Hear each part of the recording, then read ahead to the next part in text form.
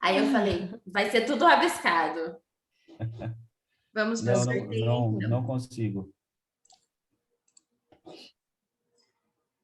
Ah, A tá. gente queria aproveitar e falar bom dia pro Fidel e pra Vânia, prazer em conhecê-los, né? Apareceu uns vestidos Desculpa, aqui, não não. entendi nada. Alguém andou comprando vestidos. Gente, não, eu acho que eu cliquei numa publicidade desse negócio aqui. É sempre assim. Aqui, ó, eles aqui do ladinho. É sempre assim. Ai, não, meu cartão de crédito. Oh, meu Deus. Foi o hacker. Não é que funciona essa publicidade no Google? Tô adorando esses vestidos. Meu marido sempre fala, ele tá vendo o YouTube e começa a aparecer as coisas, ele fala, ai, que raiva que eu tenho dessa publicidade. Ó, Mariana, Aline, Camila e Chafi. Nossa, que eu fiz Camila e Chafi. Vamos lá, 1, 2, 3 e... Ê! A cara dela. Tá fechado. Tava torcendo. Tinha dúvidas que era eu. Olha, eu achei que podia ser o Chafi. Eu tinha certeza que seria eu. Porque acho que a gente está no 6º livro. 4, o primeiro dia foi comigo, né? Meu, mas esse sorteador tá viciado em mim e em você. Mas vamos lá. Calma aí. Calma aí, gente. Aí, foi. Opa. Bom, então vamos lá. Gente, então assim, né? Esse primeiro capítulo, ele é um capítulo inicial mesmo, né? Ele conta um pouquinho da história, como que ele chegou no Google, mas ele usa... o que me deixa muito feliz nesse capítulo, que ele chancela muita coisa que a gente fala ou que a gente já estudou, né? Então, bom, quando não se sabe aonde está indo, talvez não consiga chegar a lugar algum. Essa frase a gente fala muito, que a gente sempre precisa saber para tudo na vida onde a gente quer chegar. E aqui ele conta onde tudo começou, né? Como ele conheceu os donos do Google, e ele conta que o Google ele chegou atrasado, na verdade, né, para a festa, porque ele era o 18º motor de busca a chegar na web. Então, isso, quando a gente fala em web, é algo bem... pode ser fatal. Porém, eles alegaram, né, para ele que o PageRank deles era tipo o melhor de todos e que os outros tinham várias falhas. Então, eles realmente... O que me chamou muito a atenção? Eles sempre acreditaram no negócio deles de uma forma totalmente fora do que qualquer estatística acreditaria, né? Então, aqui ele faz... Eu trouxe esse trecho do texto que ele pergunta, né, quanto que eles achavam que valiam a empresa, né, valor de mercado. Ele achava que 1 bilhão era ótimo, e eles falam que era 10 bilhões, mas não de mercado, era 10 bilhões de receita. Então ele viu como que era o tamanho, né, como eles pensavam grande e como eles queriam chegar longe. Então não tinha brincadeira com eles ou um pensamento pequeno. E aí, logo em seguida, eles trazem o significado do OKR, né? Ideias são fáceis, execução é tudo. Isso é muito legal, porque eu li também um trecho em outro local, sobre inovação, né? Criatividade. Aí eles falam assim, a inovação ela só é uma inovação quando ela for executada, senão ela é simplesmente uma ideia. E então veio ao encontro também desse estudo que eu tinha feito, e ele explica, né, o que são os OKRs, né? Então, é uma sigla em inglês, né, que são Objectives and Key Results, que é o Objetivos e Resultados Chaves em português. É um protocolo colaborativo de definição de metas para empresas, equipes e indivíduos. E aqui ele já deixa bem claro que isso não é o salvador da pátria, né? Que nada exclui a parte de bom senso, liderança forte, cultura criativa, né? Tudo isso, lógico. O OKR ele é uma ferramenta que ajuda a chegar nos seus objetivos. Então, ele traz mais um significado aqui, uma metodologia de gestão que ajuda a garantir que a empresa concentre esforços nas mesmas questões importantes em toda a organização. Isso é bem legal, né? Porque normalmente principalmente em empresas muito grandes, cada um está focado em uma coisa e quem já trabalhou em empresa grande sabe, né? Quantas vezes o comercial estava focado numa coisa e o marketing em outra coisa e não... as metas não se comunicavam. Então, os OKRs, eles ajudam a convergir todos para um mesmo objetivo macro, lógico, sendo que cada departamento tem o seu objetivo dentro do objetivo macro da empresa. Então, de uma forma muito resumida, o objetivo é simplesmente o que deve ser alcançado. Os resultados chaves estabelecem e monitoram como chegamos aos objetivos. E aí, uma coisa que não está escrita no livro, mas a gente já foi atrás, porque trouxe algumas dúvidas para a gente, né? Quando começaram a falar sobre OKRs, então qual a diferença dos OKRs e dos KPIs, né? Então, os OKRs, na verdade, eles são focados a um objetivo, e esse objetivo ele é alcançado e ele é alterado. Os KPIs, eles medem processos, né? Então, que normalmente não mudam. Então, o KPI de faturamento, o KPI do comercial é faturamento. É um processo, não muda, né? É sempre aquele KPI. Então, já o objetivo não. Você faz o objetivo e os resultados chaves, eles são determinados em cima daquele objetivo. O que você vai fazer, qual é a tua meta para você chegar no objetivo. Então, era algo que trazia muita confusão assim, para a gente no começo, qual era a diferença de uma coisa e de outra, né?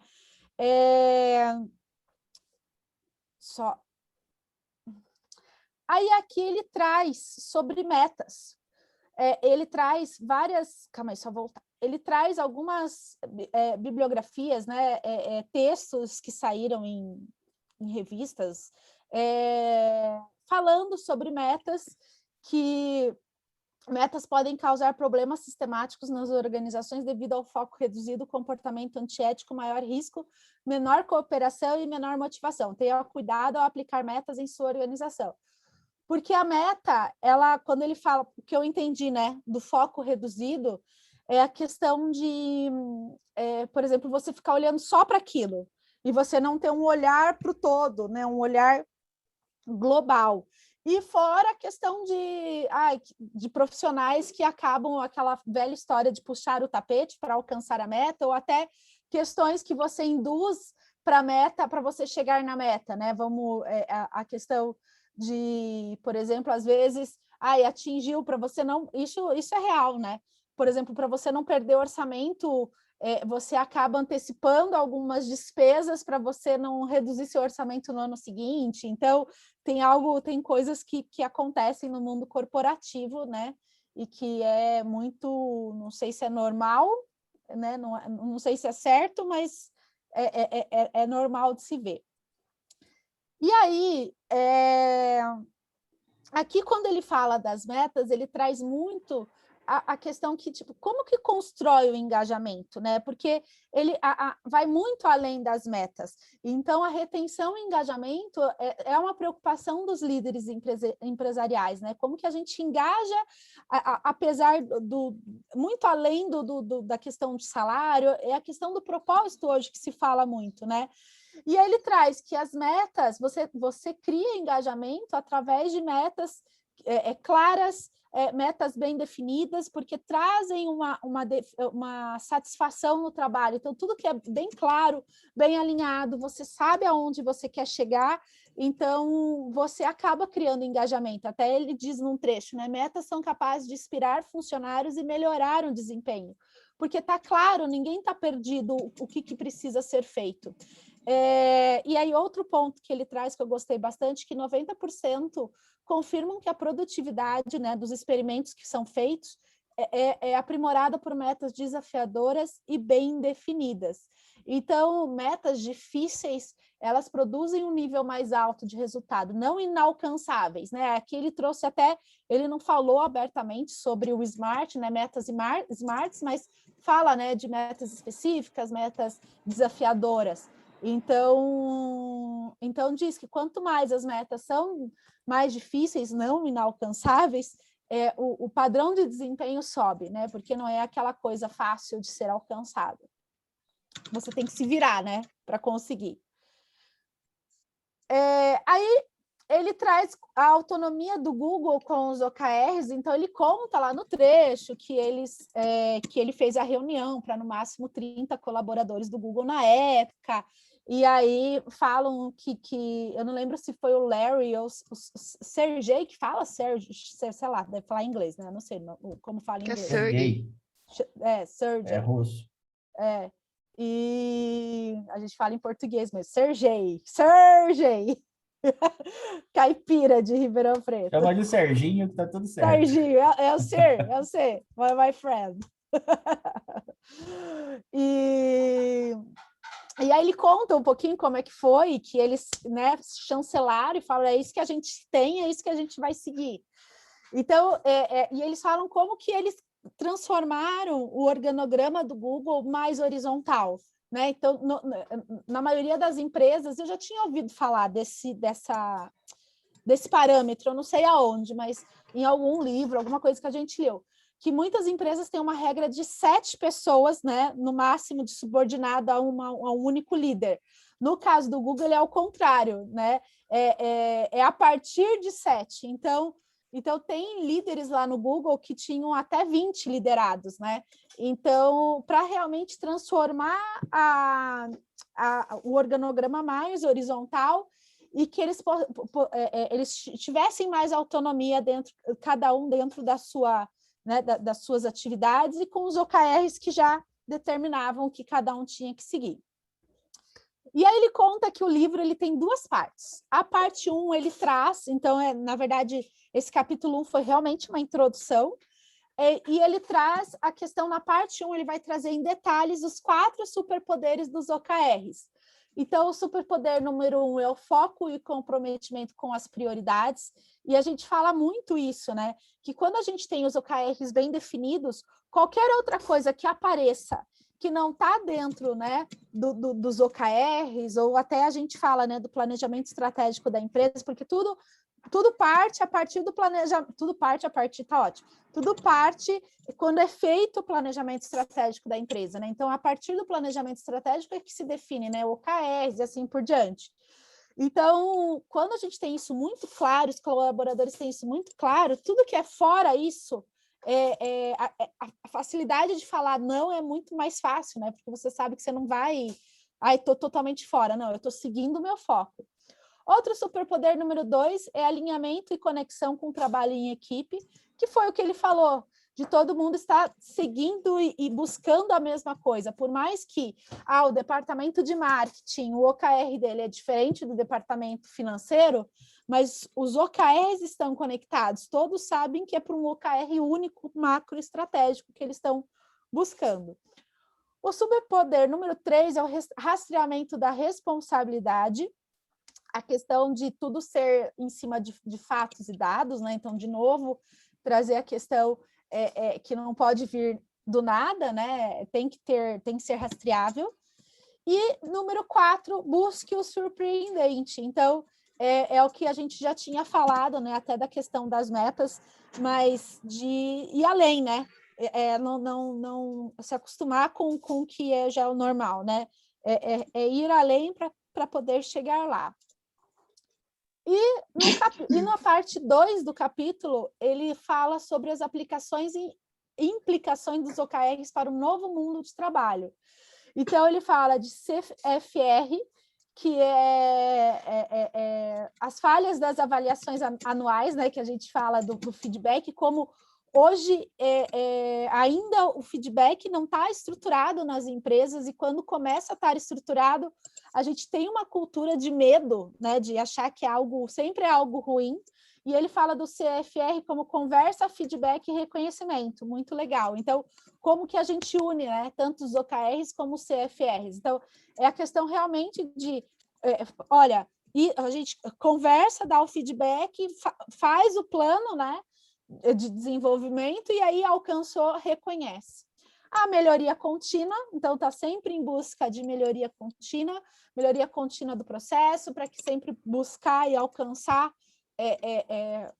os OKRs, né, as metas, e a importância da cultura, que a cultura do local de trabalho, como facilita o dia a dia, né? Então, qual é a cultura que você quer ter dentro da tua empresa? Você quer ter uma cultura que todo mundo aceita as metas normais ou quer a cultura que a galera vai além? Você quer a cultura que o pessoal chega atrasado ou você quer a cultura que todo mundo é pontual? Então, estou falando de coisas assim bem simples, né? Mas a cultura organizacional, que na verdade tudo isso que você faz no final né? O resultado é uma melhor cultura organizacional, o jeito de ser da empresa. E é isso, fim. Esse capítulo foi só tipo prazer. Tipo, Vamos foi falar só para sobre isso. vender o OKR no final das contas, né? Isso. Mas ele dá uma geral legal, né? Sim, foi bem legal. Em Cami, eu acho que até o Receita Previsível falava do time de até 7, alguma coisa assim nesse sentido. Isso. Então, eu achei engraçado, né? Porque igual que a gente falava assim no Receita Previsível, que nem tudo dá para levar, né? Ferro e fogo, né? Daí agora a gente já vem com outro livro que já traz uma outra visão, né? Sobre A gente teve algum outro livro que, num livro, eu não lembro qual, falava uma coisa e no outro. Né? Que, na verdade, a gente tem que adaptar, né? Não existe o certo ou errado. Qual que é o melhor para a tua organização, né? Uhum. E aproveitando que eu falei que é uma coisa que também achei bem interessante, que ele estava falando que o Larry Page e o Sergey, eles deixam não sei se é o que é um doc, o que é de 2 páginas com os objetivos que eles têm para o Google, e todo mundo tem acesso a isso, né? Então, eu acho que é legal porque assim eles são muito transparentes, né? De novo, né? Daí voltando que também a gente falava no Receita Previsível sobre transparência, né? E eu acho que isso ajuda, né? Para que todo mundo, né? Tipo, eu estou definindo os meus OKRs, né? Que ele até fala assim que a inovação acontece quando todo mundo tem autonomia de fazer os próprios OKRs e sobem, né? E não que vem de cima para baixo, né? E daí eu acho que quando as pessoas olham para para o que o dono da empresa realmente quer, né? Daí na hora que ele vai definir o OKR, ele já olha assim, se tem a ver ou não com o objetivo, né? Então eu achei, só complementando essa parte que eu achei interessante. Sim, essa parte eu também achei bem interessante. E a simplicidade, né? Eles contando, né, da questão que eles acompanhavam e aí depois foi evoluindo, né? Você falou do feedback, né? Da importância do feedback. Ontem eu estava escutando até um pessoal no rádio conversando lá, e estava falando sobre a questão do feedback, que muitas empresas marcam datas semestrais ou anuais para fazer o feedback com os funcionários. Ele falou, só que na maioria das vezes isso não dá certo, porque o feedback, naturalmente, ele vai carregar mais por os últimos 2 meses. Então, mesmo que você dê um feedback anual, vai ficar mais concentrado nos últimos 2 meses, até porque ninguém vai lembrar o que aconteceu 12 meses atrás. Então, o ideal é que seja feito pequenos feedbacks mensais, às vezes até semanais, pontuais, não necessariamente oficial, formalizado, nada disso, mas para que já vão ali, para que já possam ali ocorrer algumas correções de rota, se for o caso, e aí sim, na programação oficial, semestral, trimestral, anual, seja fazer o oficial. Porém, é interessante que já seja feito esses pequenos feedbacks para não deixar acumular, que depois acaba nem lembrando. Né? Até o cara lá ontem deu o exemplo de briga de casal. Falou, não adianta briga igual briga de casal. Quando chegar, mas há 4 meses atrás você disse tal coisa. Falou, nem sei o que eu disse há 4 meses atrás. Então, não adianta querer brigar por coisa lá do passado. Então, o ideal é que seja feito pequenos Contínuo, feedbacks e depois, sim, um oficial registrado e tal, né? Sabe Abrangendo que tudo. a empresa que o meu marido trabalha é uma grande empresa, assim, sabe, né, multinacional, e mesmo assim eles fazem esse feedback mensal. Então, assim, daí tem um nome lá da reunião e todo mundo tem, assim, né, com o direto, né? Então, eu acho bem interessante, assim, puxa vida, se uma multinacional consegue implementar isso, né? Por que a gente não conseguiria, né? Fala, Fidel. Eu sou o cara que sempre levanta a mão as É o coisas. educado, é o educado. Polite. Eu Isso. fico pensando, com base nisso que o Chafi e a Rosana falaram, que é o seguinte: qual é a noção do papel do gestor que se tem nessas empresas que fazem feedbacks semestrais? Porque, assim, considerando, né, até vocês leram o Pipeline da Liderança, né, não li, mas tem algum conceito na cabeça. Considerando que o papel do gestor seria um papel estratégico, desenvolver pessoas, o que ele está fazendo nesses 6 meses que não está dando feedback? Claro, tem papel de gestão de processos, tem um monte de coisa, né?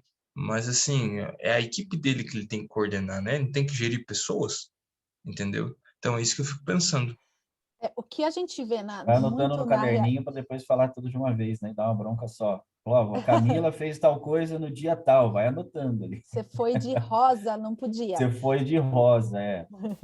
Então, Fidel, o que a gente vê muito na prática é que os líderes eles estão muito afogados no operacional. Então, ainda a preparação, e isso a gente leu no pipeline da liderança, a preparação para a liderança é muito falha. Então, ou muitas vezes não existe. Então, a pessoa, ou ela é um líder nato e ela vai aprendendo meio que batendo a cabeça, né, na prática, ou ela não recebe isso. E se ela não recebe, ela não sabe o que mudou do papel dela para líder. Então, o cara lá no primeiro... Gente, me ajuda para eu buscar na memória, tá? No primeiro lá, na reguinha da liderança, que ele é um técnico e ele é quase 100% operacional, quando ele sobe para coordenar os outros, né? Porque primeiro assim, é coordenar a si mesmo, depois coordenar os outros, eu acho que é esse o nome. Ele não sabe o que é coordenar os outros, então, ele, em vez dele ir para olhar esse papel de coaching, de feedback, de treinamento, ele continua olhando a operação, não focado em resultados. E aí que todo o pipeline começa a ficar obstruído, porque conforme a pessoa vai subindo, vai obstruindo cada vez mais. Então, na verdade, o meu questionamento é mais embaixo, que eu fiquei muito revoltada. Assim, revoltada não. O pipeline da liderança, ele traz um choque de realidade para a gente, que a gente vê na prática. Então, assim, e talvez a gente não teve esse papel de liderança. Por exemplo, eu não tive treinamentos claros de liderança. Você vai aprender, e não é maldade da empresa na época lá atrás, entendeu? É porque também eles não sabiam. Então, só que hoje eu acho que falta esse investimento no treinamento não só inicial, porque as pessoas acham que treinar é perder tempo. Entendeu? Eu não consigo treinar porque perde tempo. Desde a operação que entra no furdúncio. Quantas vezes a gente vê operadores que entram e não sabem nem o que fazer, começam lá, vamos falar de coisa simples, vai lá e começa a cortar lá, fazer a massa da pizza, não sabe nem o padrão. Então, é um absurdo? É um absurdo. É algo que é inaceitável, mas é muito normal encontrar isso no mercado. Não sei a tua experiência. Aí entra aquela cultura disso, em cima disso que você acabou de falar, de assim, eu não vou perder tempo ensinando a Camila, é mais fácil eu ir lá e fazer. E aí a Camila nunca aprende. Aí a Camila nunca aprende. Então, tempo, né? Se eu vou perder tempo um dia explicando para a Camila algo que eu consigo fazer em 2 horas, então eu prefiro gastar 2 horas e fazer.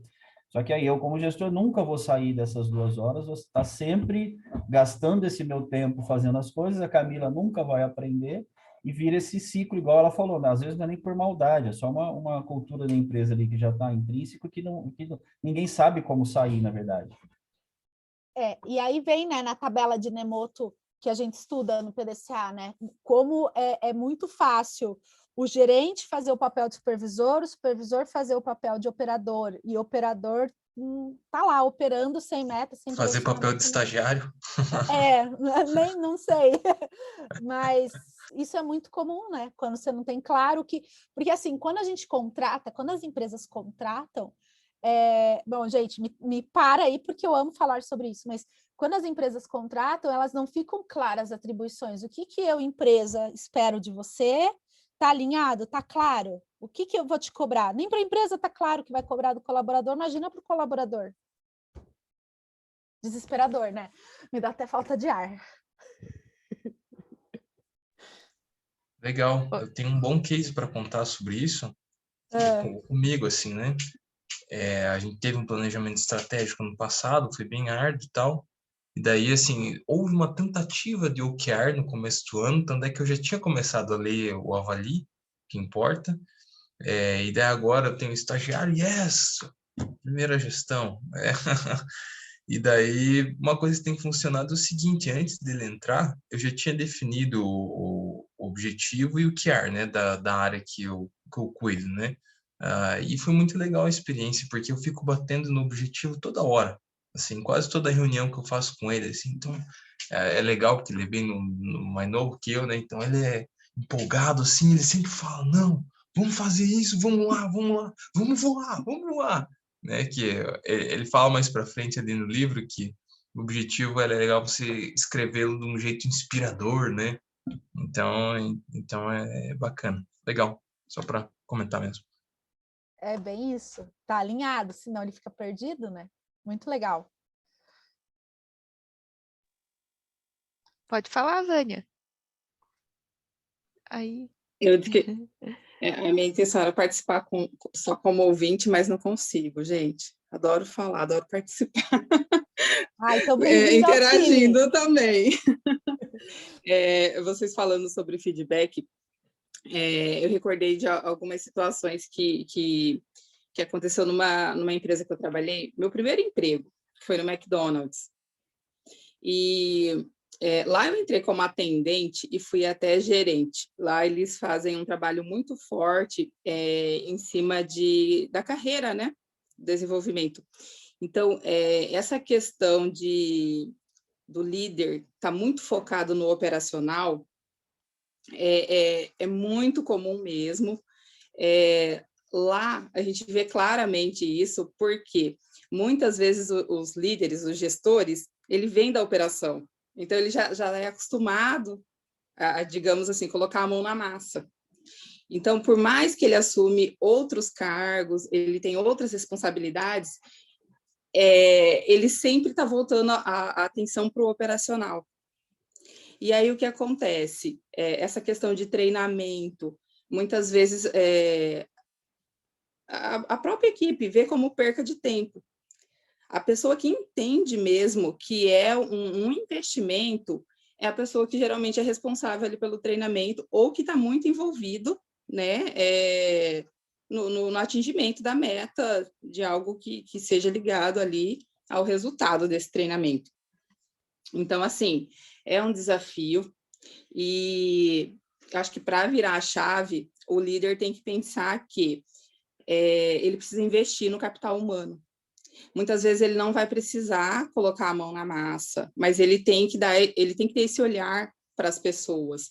Ele tem que entender que se ele tiver esse olhar voltado para a pessoa, ele vai despertar, ele pelo menos tem mais chance de despertar o melhor daquela pessoa.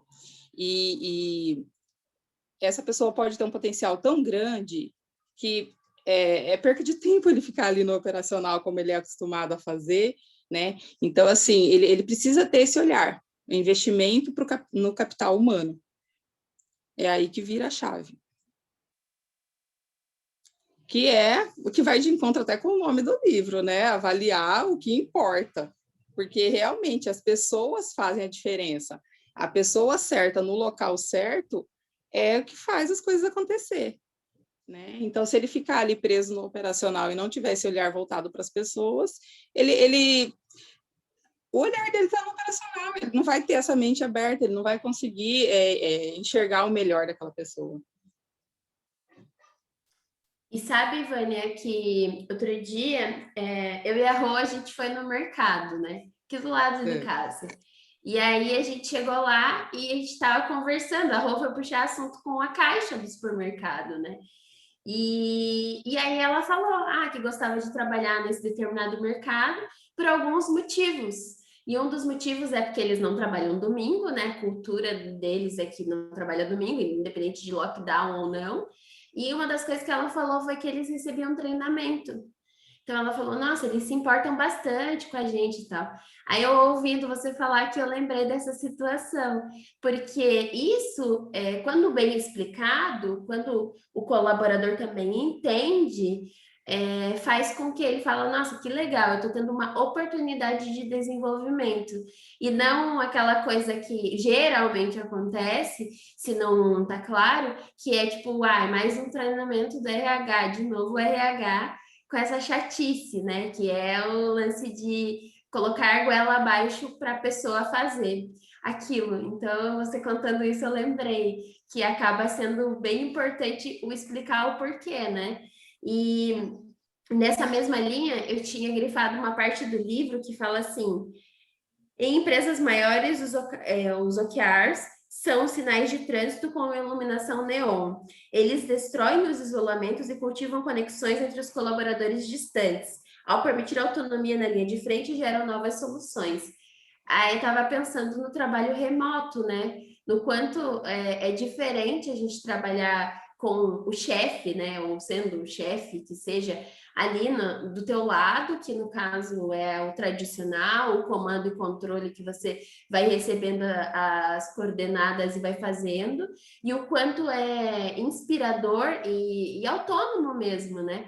Você ter o objetivo já definido claramente, e aí o objetivo é da empresa. A gente sofre junto, a gente comemora junto e tudo mais, mas cada área tem as suas responsabilidades. Daí, de acordo com cada área, vai fazendo as atividades, né? E o quanto isso guia, realmente é uma iluminação numa estrada escura, assim, né? E diante de um cenário de tantas incertezas. Então, queria complementar com isso. Acho que é bem importante isso mesmo. Bacana.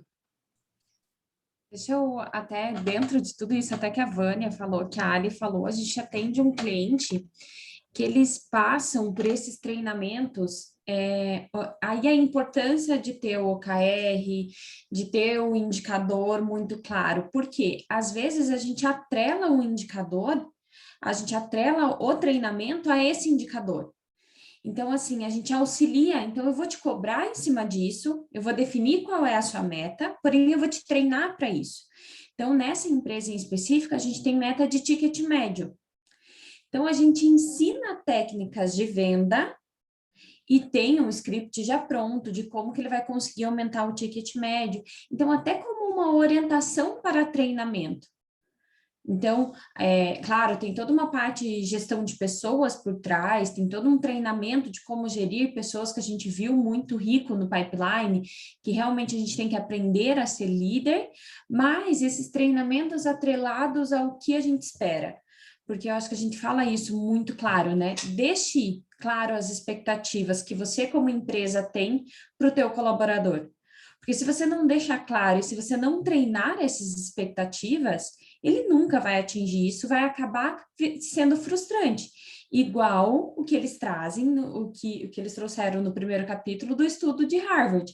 Então, por que foi tão frustrante? Porque realmente faltou alinhamento e meta para ser frustrante é assim, é um pulo para ser frustrante. Mas como que a gente vincula tudo isso que a gente está falando de feedback, de treinamento, até nessa empresa a gente vincula o feedback às metas. Então, o que você não está ajudando para a sua equipe atingir essa meta? Então, em específico, você, o que você podia fazer?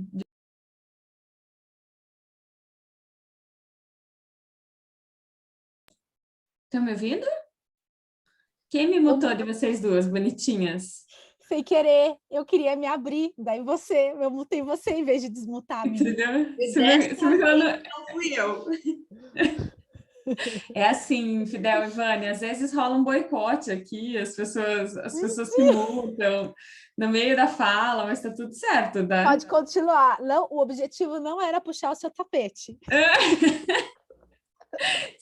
Agora até perdi a linha de raciocínio. Pode falar, Cami, pode falar.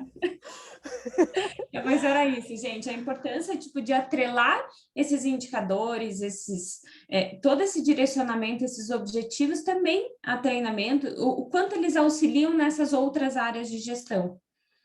Perdão, amiga. Não era a intenção.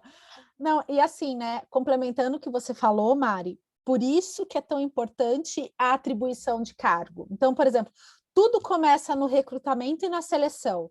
Então, se eu tenho atribuição, se eu tenho a descrição de cargo clara, que tem as atribuições, se tem os indicadores, eu sei os treinamentos que eu preciso dar para aquela pessoa. Tanto treinamentos comportamentais, treinamentos técnicos, treinamentos de onboarding. Então, assim, tudo se conecta. Dá trabalho montar tudo isso? Sem dúvida dá trabalho montar tudo isso, ainda mais se a tua empresa já está rodando, assim, né? Você tem que olhar para isso, tem que trocar a roda, você tem que fazer tudo, né? O ideal é que se a gente já tivesse toda uma capacitação de fazer quando a empresa está nascendo, mas quando a empresa está nascendo, nem a gente sabe o que está fazendo, né? A empresa está nascendo, está rolando, a gente está fazendo acontecer, a gente ainda não sabe talvez nenhum posicionamento, então, aceita, que dói menos. Então, faça um pouquinho todo dia, coloca metas diárias de fazer essas coisas chatas. Então, é uma meta diária de um processo, de fazer um processo todo dia, uma meta diária de fazer uma descrição de cargo todo dia. Mas isso não é função da gestão de pessoas? Talvez no começo, numa pequena empresa, você nem tenha gestão de pessoas. Você vai trocando o chapéu, né? Agora eu sou compras, agora eu sou financeira, agora eu sou... Então, assim, mas o importante é fazer um pouquinho, né? Mas isso direciona, é isso que vai mudar a realidade da sua empresa em todos os pontos.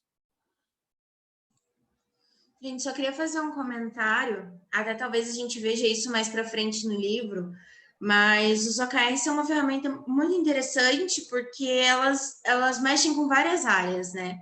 E aí, quando eu ouvindo vocês falar, o que me faz pensar, é uma ferramenta muito importante de engajamento da equipe, né? Porque você traz todo mundo para construir essas metas com você, você inclui todo mundo se sente dentro, né? Participando de tudo aquilo, o que é muito importante, porque quem aqui já teve uma experiência de estar numa empresa e de se sentir por fora de tudo, sabe do que eu estou falando. Parece que as coisas estão passando e só estão jogando o operacional em cima de você. E isso não é uma coisa que te inspira, não é uma coisa que te faz querer, né, ajudar, que te faz querer ir além. Então, quando você traz toda a equipe para construir os OKRs, você coloca todo mundo numa mesma linha de pensamento. Você traz todo mundo para essa realidade, você conta, você mostra para todo mundo, e a partir daquele momento que eles sabem o que está acontecendo e aonde eles querem chegar, todo mundo vai trabalhar com mais vontade para alcançar aqueles objetivos. Então, eu até acredito que o livro vai tratar disso com maior profundidade nos próximos capítulos, mas eu queria trazer essa visão, assim, só, né, de olhar rapidamente ali o primeiro capítulo, que é uma ferramenta muito importante nesse sentido também, né, da gestão de pessoas. Eu fiquei com essa ansiedade também, Nai. Eu tô com vontade, tipo, sabe quando o livro te gera uma ansiedade? Meu Deus, eu preciso terminar de ler esse livro logo, porque eu acho que ele vai trazer tanta coisa legal pra gente, que também me gerou essa ansiedade, tipo, quais são os próximos passos? O que a gente faz agora? Podemos já ler para o segundo? Eu acho que tanto que a Nay estava falando, que a Vânia também comentou, que todo mundo comentou, né, na verdade, em relação a isso, eu acho que as empresas, elas contratam as pessoas como se fossem peões mesmo, né? Então, eles não é que eles não contratam assim alguém definido com uma carga definida, né, com o escopo definido. Tem, né, digamos assim, né, na hora de contratar ali e tal, de escrever a vaga, mas que eu acho que contam mais como, tipo, mais um peão aqui para mão de obra. Então, né, qualquer coisa, porque estamos afogados aqui, então precisamos de alguém para desafogar. Eu acho que é mais ou menos essa como eu me sentia, assim, né? É que eu falei, assim, né, que eu era analista pleno, né, não ganhava mal, né, no CLT, e mesmo assim eu ficava fazendo boneco de catálogo para diretoria, assim, sabe? Imprimir e ficar colando folha a folha. Então, tipo, eu pensava assim, bom, eles sabem quanto que estão me pagando a hora, se eles querem que eu faça isso, então, né, então, sei lá, né, só um desabafo. Escandalizado agora, hein? Então, você viu só. Deixa eu só falar mais um ponto que eu acho importante, é porque, assim, essa questão de ser necessário o envolvimento de todos, né, é um desafio. Por quê? O gestor, ele precisa de um funcionário ali, ele está pensando no operacional, nisso que a Rosana está falando, de alguém que chega ali e desafoga, executa, né? E aí se fala que tem que olhar para perfil, se tem que olhar para competências, habilidades, né? O chá lá, competência, habilidades, atitude. Aí o gestor já pensa, isso aí é com a RH.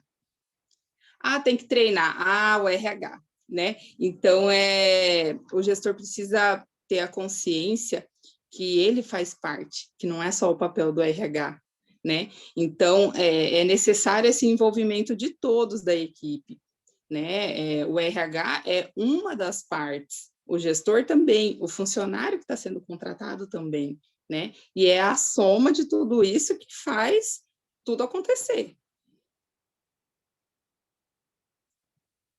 Então, Vânia, no pipeline da liderança, ele frisa muito isso. Ele fala que não é responsabilidade do RH. Então, até certo ponto né? Mas como que o RH ele vai capacitar itens técnicos? Não vai capacitar, né? Então fala da questão de jogar realmente a culpa para o RH e o líder do setor, o líder da área, se isentar, entendeu? Ah, eu não dou treinamento porque o RH não serve. Esse é o desafio, né? De muitas organizações, acho que a maioria, né? É a manufatura aplicada às pessoas, né? Tipo assim, como é que é entrar numa pessoa assim, numa cultura dessa? Esteira, tá precisando de um produto, que é um recurso humano, no caso, uma pessoa. Vem aqui, passa pela esteira, que é o onboarding ali, para aprender a fazer a função, faz o que precisa fazer e acabou. Né? Então, se der problema, manda para a área de conserto, que é o RH, que resolve e tal. Então, quanto que uma pessoa é um recurso humano, né, ela vai ser tratada na esteira, né? Então, e não como um processo, digamos assim, manual, né, de desenvolvimento e tudo mais, que é isso que dá resultado, né, gente? Vamos fazer benchmark aí, vamos dizer, vamos ponderar aqui, né? Empresas que dão resultado, as pessoas não têm vontade de se matar, não é mesmo? Fazer essa ponderação. São empresas que as pessoas são desenvolvidas, que têm uma cultura de desenvolvimento, de apoio, né? Fidel, essa tua comparação foi fantástica, porque se levam tanto tempo para criar um produto, né? Assim, às vezes eles estão olhando, lógico, o produto é o que traz a receita, tipo, o principal ativo que você tem na tua empresa são as pessoas, mas tudo bem. Cada um pensa de uma forma. Mas assim, às vezes um produto ele leva tanto tempo para ser criado, ele passa por tanta melhoria, ele passa por tanto. Por que a gente não tem esse mesmo carinho, esse mesmo olhar, né, de performance com as pessoas? Porque só as pessoas vão conseguir melhorar o teu produto, só as pessoas vão conseguir fazer o processo da tua empresa, só as pessoas que vão conseguir trazer resultado. Então, por isso que eu falo que me traz ansiedade, porque é algo que parece que ainda está muito longe, sabe? Eu não sei se é algo do Brasil, não sei se é algo mundial, porque, assim, é muito fácil falar do Google, falar dessas grandes empresas. Eu estava fazendo um estudo de marketplace esse tempo atrás, né? Eu e a nossa Rô. E aí falam, né, que agora o marketplace é o negócio do momento, se você olha assim de uma forma muito superficial, tipo, você abre o marketplace.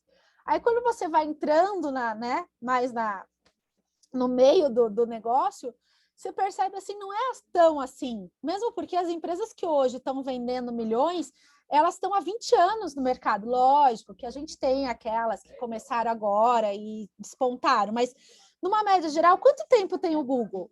Quanto tempo tem uma Amazon? Quanto tempo tem... Você está disposto a todo esse tempo? Então, quando ele até trazem questões do marketplace relacionadas a isso, né? É muito fácil olhar agora. E lá atrás? Né? Então, lógico, a gente fala de organizações exponenciais, a gente tem a questão tipo do Waze, que em menos de 2 anos começou a valer mais de 1 milhão, a gente tem N casos, Uber, tudo, mas não é assim, né? Ah, por quê? Ah, com certeza recebeu investimento, teve rodada de investimento, a Madeira, e agora é um unicórnio.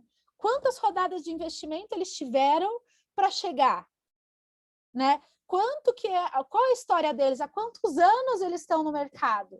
Então, isso eu sou muito crítica relacionada a isso, porque a galera só fala dos outros, mas não quer pagar o preço. Aí eu quero ter uma organização, eu quero ter uma cultura organizacional fantástica, mas eu não quero pagar o preço de fazer o básico. Então, é mais ou menos isso. Não fazer o básico tem um preço, não é mesmo? No final das contas. Ao longo da vida vai pagar um preço caro, né? Outra coisa que eu queria comentar também, que eu acho que eu não comentei na quarta passada, ainda quando a gente estava fechando, né, o Receita Previsível, que daí ele fala do 80-20, né? E eu acho que essa questão da liderança, se você começar a pensar nesse sentido, eu acho que te ajuda, né? Tipo, que você tem que, né, praticamente, não sei se era bem isso, né? Me corrija, por favor, mas que, tipo, 80% você tem que passar para frente, assim, né? Tem que terceirizar, tem que, né, capacitar uma pessoa para adquirir isso. Que eu achei legal é porque daí ele fala assim, ao ponto de que um diretor de vendas, no caso que ele estava falando, né, tem tudo tão tipo automatizado, assim, sabe, que não depende dele, que a empresa assim consegue seguir sozinha sem ele. Sem o papel dele, né? Daí você pensa, puxa vida, mas aí o diretor de vendas vai ficar sem emprego? Né, tipo, esse cargo vai ser extinto? Não, ele vai poder focar em trazer, né, novas coisas, né, ou ele vai poder adquirir algumas funções do quem está acima dele. Então, por exemplo, está o vice-presidente acima dele, então ele pega algumas coisas que o vice-presidente faz. E o vice-presidente, ele consegue também pegar coisas que o CEO poderia fazer. Então, assim, eu acho que eu acho que enriquece, né? É uma cadeia que realmente eu acho que isso foi assim uma coisa assim que tipo mind blowing assim para mim, sabe? Tipo que eu consegui entender de fato assim, nossa, realmente faz sentido, porque é uma coisa totalmente avessa da minha experiência, assim, sabe? Que eu tive. E aí, só complementando, que não tem nada a ver, né? Não, Tava mas escrito. a lei do Pareto é algo fenomenal. Se você tem isso como regra da tua vida, para tudo, eu não falo nem só da parte profissional, para tudo. Então, como que você tem 20% de esforço para 80% de resultado? Não ao contrário, normalmente a gente está desesperado em tudo, a gente né, começa a metralhar para tudo e não é isso.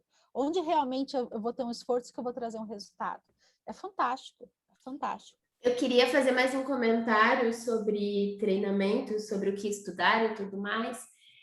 Uma vez eu ouvi uma frase que eu não esqueci, que é a dor de tu estudo, né?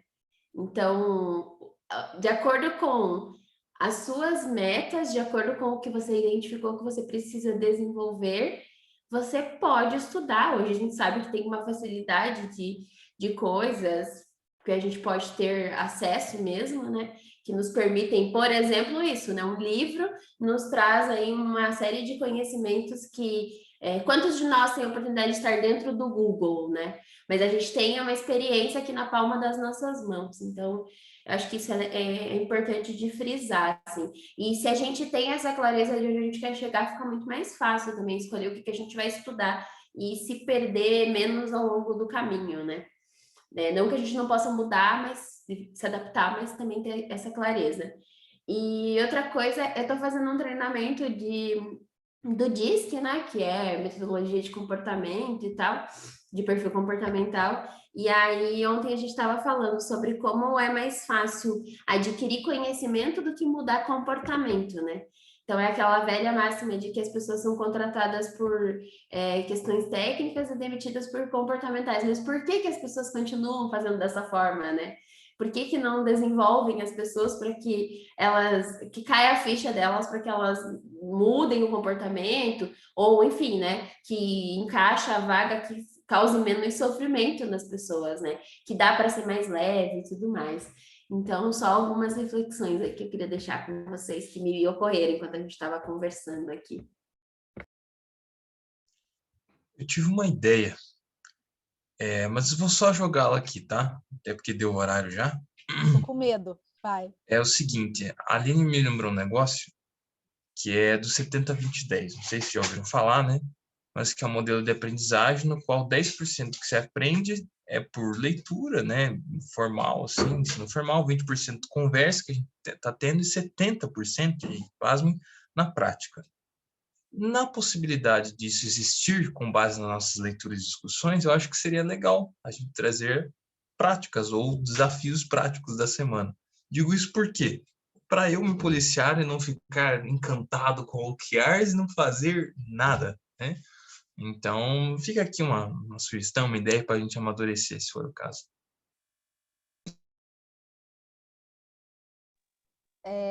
Fidel, fantástico. A gente já tinha falado sobre isso no final da Receita Previsível, né, no passado, né? E da gente realmente começar a linkar, nem que a gente talvez demore até um pouco mais para ler o livro, mas que a gente tenha esses compartilhamentos de prática. Então, por exemplo, na agência a gente começou com os processos de OKR dentro da agência de gestão, né? Então a gente está apanhando, a gente está aprendendo, a gente está, então, como que a gente se ajuda, né? As boas práticas, os erros, acertos. Eu acho que a gente pode amadurecer, sim. E podem colocar durante a semana o que a gente pode fazer. Rô, você ia falar, né? Achei sensacional. Olha, Rô, já temos lição de casa, né? Uhum. Tem uma ferramenta que vai me ajudar. Sua dica é isso. Fica a dica. Bom, gente... Então, eu acho que é legal a gente pensar em fazer um pouquinho por vez, né? De repente, a gente vê um formato, por exemplo, qual é o maior ensinamento que tem naquele capítulo. Esse é um capítulo bem introdutório, né? Mas, assim, dentro desse capítulo, quais são as práticas, né?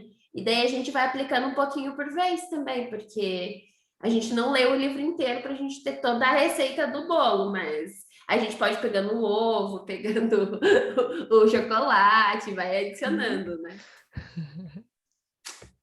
Muito bom, gostei bastante. Então tá, gente, vamos aprimorar isso, soltem as ideias lá no grupo, vamos entender e bora para o capítulo 2. Ótimo, Beleza. adorei, já estou adorando esse livro. Também. Beijo, gente! Beijo, gente, Beijo. obrigada, até semana que vem. Gente. Bom trabalho. Tchau, tchau.